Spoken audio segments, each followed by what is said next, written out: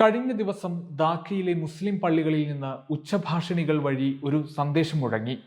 പ്രക്ഷോഭങ്ങൾക്കിടയിൽ രാജ്യത്തെ ഹിന്ദു ന്യൂനപക്ഷങ്ങളുടെ സുരക്ഷയെക്കുറിച്ച് മറന്നുപോകരുതെന്നായിരുന്നു അത്.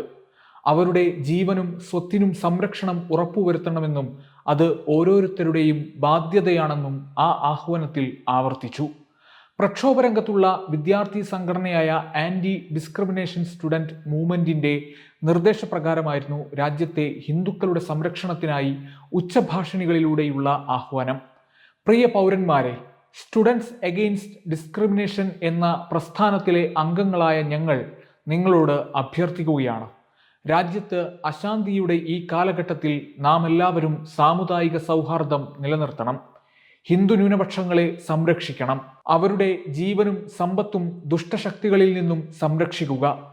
ഇത് നിങ്ങളുടെ ഉത്തരവാദിത്തമാണ്, നമ്മുടെ ഉത്തരവാദിത്തമാണ്, എല്ലാവരുടെയും ഉത്തരവാദിത്തമാണ്. എല്ലാവരും ജാഗരൂകരായിരിക്കണമെന്നും പള്ളിയിലെ ഉച്ചഭാഷിണിയിലൂടെ മുഴങ്ങി. ആഹ്വാനം ചെവിക്കൊണ്ട് ക്ഷേത്രങ്ങൾക്ക് കാവലിരിക്കുകയാണ് അവിടുത്തെ മുസ്ലിം ചെറുപ്പക്കാർ. ഇതിന്റെ ചിത്രങ്ങളും പള്ളികളിൽ ആഹ്വാനം നടത്തുന്നതിന്റെ വീഡിയോകളും സോഷ്യൽ മീഡിയയിൽ വൈറലായിട്ടുണ്ട്. ബംഗ്ലാദേശിൽ ഹിന്ദുക്കൾ സുരക്ഷിതരല്ലെന്ന് ഇന്ത്യയിൽ ഉൾപ്പെടെ സംഘപ്രചാരണം നടക്കുന്നതിനിടെയാണിത്. ധ്രുവ്റാഡി ഉൾപ്പെടെ പ്രമുഖരും ചിത്രങ്ങൾ പങ്കുവച്ചിട്ടുണ്ട്.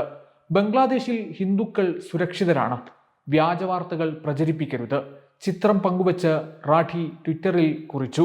ക്ഷേത്രങ്ങൾ സംരക്ഷിക്കാൻ വിദ്യാർത്ഥികൾ ടീമുകൾ രൂപീകരിക്കുന്നു. ബംഗ്ലാദേശിന്റെ ഭാവി ഇങ്ങനെയായിരിക്കട്ടെ എന്നായിരുന്നു ഒരു ട്വിറ്റർ ഹാൻഡിലിൽ നിന്നുള്ള പ്രതികരണം.